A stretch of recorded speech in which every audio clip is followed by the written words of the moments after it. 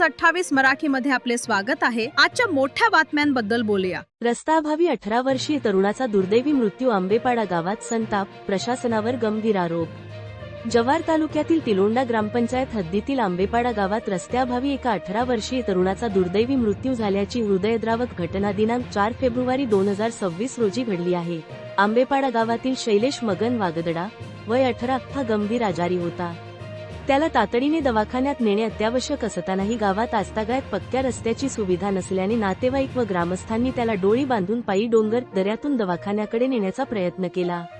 मात्र उपचार मिळण्यापूर्वीच रस्त्यातच शैलेशचा दुर्दैवी मृत्यू झाला। योग्य वेळी दवाखान्यात पोहोचता न आल्याने हा मृत्यू झाल्याचा आरोप स्थानिक ग्रामस्थांनी केला आहे। रस्त्याअभावी एका तरुणाचा बळी गेल्याने संपूर्ण परिसरात शोककळा पसरली असून संतापाची लाट उसळली आहे।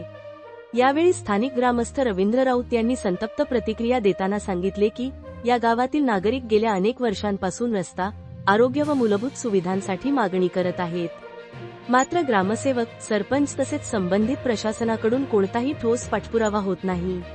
याच दुर्लक्षामुळे आज एका निष्पाप तरुणाचा जीव गेला आहे।